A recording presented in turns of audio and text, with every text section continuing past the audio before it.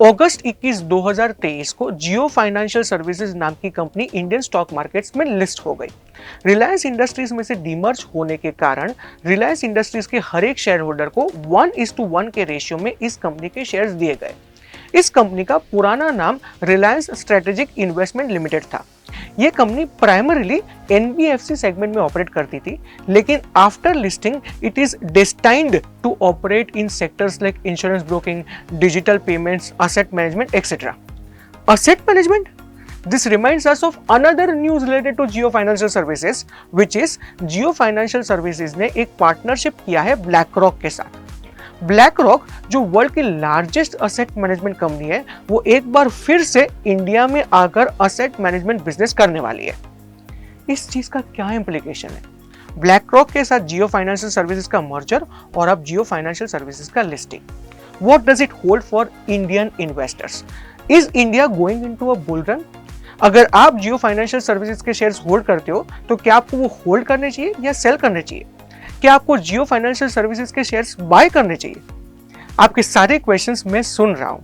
इस वीडियो में 3 हिस्सों में मैं आपके सारे क्वेश्चंस का आंसर दूंगा। सबसे पहले ये पार्टनरशिप के बिहाइंड रैशनल क्या है, दूसरा ये पार्टनरशिप का इंपैक्ट क्या होगा on both the partners as well as customers, other stakeholders etcetera, और तीसरा ये पार्टनरशिप के सक्सेसफुल होने के चांसेस कितने हैं। कहीं पे मत जाइएगा, आज जरूर कुछ सीख के जाएंगे। 1997 में डीएसपी नामक इंडियन कंपनी ने ब्लैकरॉक के साथ एक पार्टनरशिप किया था और इंडिया के एसेट मैनेजमेंट स्पेस में एंट्री ली थी। ब्लैकरॉक ने 2018 में आकर यह पार्टनरशिप को तोड़ दिया था। ब्लैकरॉक के इंडिया से बाहर जाने के 2 कारण बहुत प्रचलित हुए थे। सबसे पहला कारण यह था कि ब्लैकरॉक को इंडिया का एसेट मैनेजमेंट स्पेस इतना लुक्रेटिव नहीं लगा था, इतना पैसे वाला नहीं लगा था। दूसरा, ऐसा माना जाता है कि ब्लैकरॉक और डीएसपी दोनों पार्टनर्स अपने डिसीजंस पे 100% कंट्रोल करना चाहते थे, जो इस पार्टनरशिप में पॉसिबल नहीं था। दोनों रीजंस मुझे सही लग रहे हैं और इनको स्टडी करने की जरूरत है टू डिटरमाइन जियो और ब्लैकरॉक का पार्टनरशिप कैसे परफॉर्म करेगा। रीजन 1, इंडिया की म्यूचुअल फंड इंडस्ट्री को क्रैक करना बहुत ही टफ है। यह बात में 100% सच्चाई है। पिछले 20 सालों में करीब 15 बड़े global fund management houses India को एग्जिट कर चुके हैं।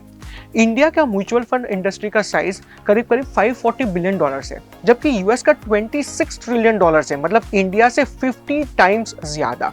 फिडेलिटी, गोल्डमैन सैक्स, Morgan Stanley, Deutsche bank, JP Morgan जैसे एसेट मैनेजमेंट हाउसेज ने इंडिया में ऑपरेट करने का ट्राई किया, लेकिन समय जाते वो इंडियन मार्केट्स को एग्जिट कर गए। अगर आपको इंडियन एसेट मैनेजमेंट मार्केट को क्रैक करना है तो आपको 3 चीजों की सीक्रेट रेसिपी चाहिए। सबसे पहले एक बड़ा ट्रस्टवर्दी ब्रांड, दूसरा distribution till the last village, और तीसरा history of very strong consistent returns. तीसरा तो शायद मैनेज हो सकता है, लेकिन फर्स्ट 2 को क्रैक करना बहुत डिफिकल्ट है। अगर आप इंडिया के टॉप 10 म्यूचुअल फंड्स को देखोगे तो most of them are home grown. SBI mutual fund का total assets under management is around $100 billion, which is 18% of the entire industry. उसके बाद अगर आप एचडीएफसी, आईसीआईसीआई और कोटक बैंक के म्यूचुअल फंड्स को ऐड करोगे तो आपको टोटल साइज ऑफ $165 बिलियन दिखेगा, जो रफली 30% है। तो 50% of the total mutual fund industry market in India is captured by big banks. अगर हम वो सीक्रेट सॉस को याद करते हैं, 3 factors, number 1 big trustworthy brand, second good distribution till the last village, and third very strong consistent returns, तो ये बड़ी बैंक्स फर्स्ट 2 रीजंस को बहुत अच्छे तरीके से टिक मार्क कर देती है। फॉरेन म्यूचुअल फंड हाउसेस जैसे कि BlackRock, JP Morgan, Morgan Stanley, Deutsche bank, ये बड़े नाम तो है, लेकिन average Indian resonates more with names like HDFC, ICICI, Kotak and SBI. इसी रीजन से शायद foreign asset management houses India में बहुत सक्सेसफुल नहीं हो पाए हैं। रीजन नंबर 2, ब्लैकरॉक के इंडिया छोड़ने का दूसरा कारण ऑटोनॉमी था। डीएसपी ग्रुप जो 1860 में इंडिया में फॉर्म हुआ था, उनको लगता था कि उनका से ज्यादा होना चाहिए इन दिस पार्टनरशिप, बिकॉज उनको इंडिया के ग्राउंड रियलिटीज पता थे। ब्लैकरॉक को ये लगता था कि वो वर्ल्ड के लार्जेस्ट एसेट मैनेजमेंट हाउस है, इसलिए उनको ये प्रोडक्ट बहुत अच्छे तरीके से समझता है। As a reason of this, दोनों के बीच में बहुत सारे रिफ्ट्स होते थे as far as decision making is concerned. जब ये रिफ्ट्स बढ़ते गए, तब even though they were the 9th largest alliance in the mutual fund space, उन्होंने ये मर्जर को तोड़ दिया इन 2018। हमने फर्स्ट सेगमेंट तो समझ लिया कि ये पार्टनरशिप के पीछे हिस्ट्री क्या है। दूसरा सेगमेंट ये था कि इस पार्टनरशिप से दोनों कंपनीज को क्या फायदा है। जियो और ब्लैक रॉक ने ये 50-50% का पार्टनरशिप किया है और दोनों को इस पार्टनरशिप से बहुत बड़ा फायदा है। India is now the most populous country of the world and India is going to be a developed country by 2047। इस ग्रोइंग मार्केट का फायदा ब्लैक रॉक को उठाना है। जैसे इंडिया ग्रो करता है वैसे इंडिया का म्यूचुअल फंड इंडस्ट्री भी ग्रो करेगा, probably in double digits. BlackRock, as I told, is one of the largest asset management houses in the world और इंडिया जैसा इंपॉर्टेंट सेगमेंट वो इग्नोर नहीं कर सकता। तो फिर उसने जियो के साथ पार्टनरशिप क्यों की? रीजन बहुत ही सिंपल है। रिलायंस जियो के पास आज के दिन में रफली 42 करोड़ मोबाइल कनेक्शंस है, जो 1/3 ऑफ इंडिया पॉपुलेशन हुआ। आज अगर म्यूचुअल फंड इंडस्ट्री पेनिट्रेशन की हम बात करते हैं तो there are only 12 to 13 crore of mutual fund accounts in the entire country. तो ब्लैक रॉक को यहाँ स्पेस दिख रहा है कि जियो के एग्जिस्टिंग डिस्ट्रीब्यूशन से भी ये प्रोडक्ट को बहुत अच्छा पेनिट्रेशन मिल सकता है। अब रिलायंस जियो के नजरिए से सोचते हैं। रिलायंस जियो हर एक सेक्टर में है, maybe education, gaming, shopping, payments etcetera etcetera. Investments एक बहुत बड़ा एवेन्यू है और रिलायंस को उसके अंदर भी अपना नाम कमाना है, इसलिए उन्होंने ब्लैक रॉक के साथ ये पार्टनरशिप किया है। रिलायंस जियो और ब्लैक रॉक पार्टनरशिप करके एक डिजिटल फर्स्ट ऑफरिंग अपने कस्टमर्स के लिए क्रिएट करना चाहते हैं, which will be one of its kind in this mutual fund industry space. Jio और ब्लैक रॉक दोनों को तो इस डील से फायदा है, लेकिन इन्वेस्टर्स का क्या? इन्वेस्टर्स का भी इस डील से फायदा ही फायदा है। Because of this particular deal investors के पास ज्यादा चॉइसेस रहेंगे of different mutual fund products. Because of competition due to Jio and BlackRock entering in the mutual fund space, शायद एक्सपेंस रेशियोज और भी कम होंगे और इन्वेस्टर्स का कॉस्ट ऑफ इन्वेस्टमेंट कम लगेगा। Because this product is going to be digital first because of Jio's cutting edge technology, शायद customer experience भी seamless होने वाला है in this new product which will be a partnership of Jio and BlackRock. Impact तो हमने discuss कर लिया। Now we come to the most important segment of the video which is कि क्या ये पार्टनरशिप सक्सेसफुल होगा। In my opinion yes. इसके दो बड़े रीजन है। सबसे पहला, growth of mutual fund industry in India. जैसे हमने डिस्कस किया, India is on a growth trajectory and because of that mutual fund industry भी शायद बहुत ही तेजी से ग्रो करने वाला है। अगर हम कुछ टेक्निकल टर्मिनोलॉजीज की बात करें तो म्यूचुअल फंड इंडस्ट्री में एक टर्म होता है नेट रिसोर्स मोबिलाइजेशन। दोस्तों ये लिख लीजिए, important term to show off कि आपको म्यूचुअल फंड इंडस्ट्री समझ में आता है। नेट रिसोर्स मोबिलाइजेशन ये होता है the total amount of funds entering into the mutual fund industry minus total amount of funds exiting from the mutual fund industry.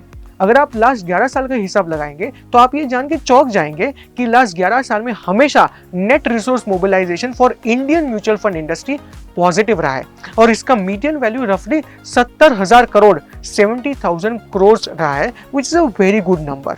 Last 10 सालों में the assets under management for mutual fund industry has grown 56 times. Number of folios has grown 4 times. The SIPs have grown 2 times and non-metro investments in mutual fund industry has been now 60%. ये सारे ratios बता रहे हैं कि India का हर एक कोना, हर एक इंडिविजुअल म्यूचुअल फंड इंडस्ट्री में अपना पैसा इन्वेस्ट कर रहा है।